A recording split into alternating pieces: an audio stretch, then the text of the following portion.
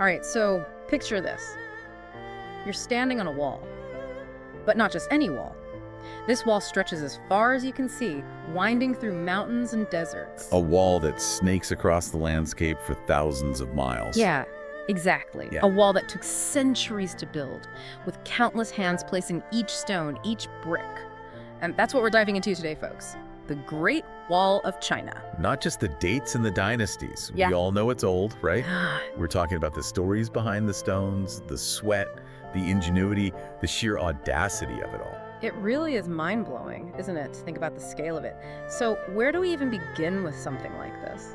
Well, I think the first thing to remember is that it wasn't built all at once. Oh, okay. So not like one giant construction project. No. It was more like a giant puzzle. A puzzle. Yeah, built piece by piece over centuries, with different dynasties adding their own sections and making their own mark. So who started this massive puzzle then? Well, we have to go back to the Qin dynasty, around the 3rd century BC.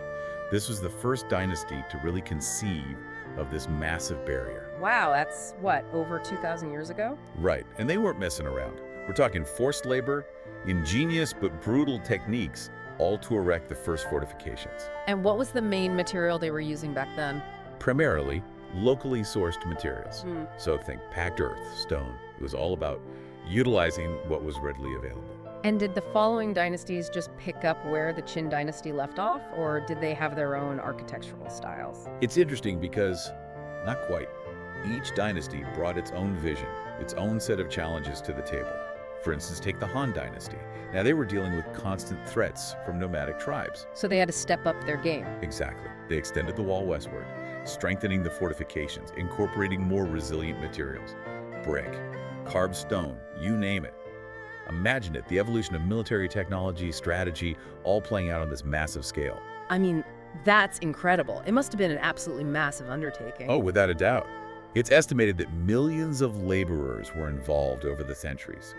I mean, can you imagine the logistical challenges alone? It boggles the mind just thinking about it.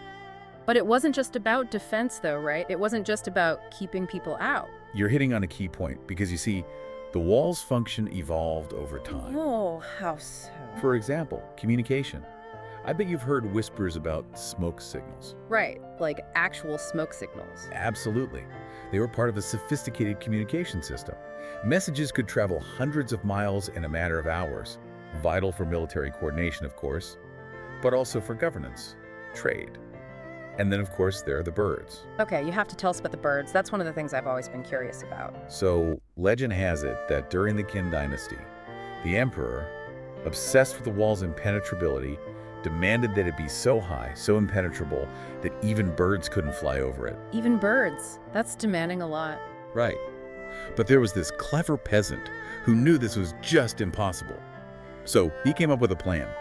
He presented the emperor with a section of the wall seemingly flawless, but he'd secretly incorporated hidden openings within the structure. Oh, sneaky. I like it. As the emperor marveled at this impenetrable wall, the peasant, in a stroke of genius, released a flock of birds. And of course, those birds flew right through the concealed gaps. No way, he didn't.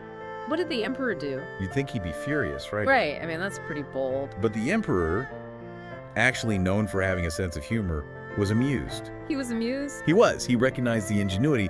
He actually rewarded the peasant. And, I think that story, it speaks to a really interesting cultural aspect. The value placed on cleverness, even when it comes to challenging authority within Chinese society. It's just amazing to think about all these stories connected to this one structure. So if we were to say, visit the Great Wall today, what would we experience? Close your eyes for a second. Imagine this. You're hiking along a restored section of the wall. The sun is warm on your face. You've got this breeze whispering tales of centuries past. Wow, I can almost feel it. Right. You can practically hear the echoes of merchants and their caravans. You can feel the presence of the soldiers who guarded those ramparts. You can just sense the hopes and dreams of all those who lived and worked in the shadow of this incredible structure. It truly is a testament to human ingenuity. Absolutely. It's a UNESCO World Heritage Site, Yeah. recognized for its global significance. And I think it stands as a powerful reminder, a reminder of our capacity to shape the world, for good or for ill, and the importance of preserving these legacies. For generations to come, yeah. It makes you wonder, If these walls could talk, what stories would they tell? Not just the stories of emperors and battles, but the everyday stories of the people who lived and worked and dreamed within its shadow. Exactly. Maybe the real treasures aren't the stones themselves, but the human stories they hold, just waiting for us to uncover them.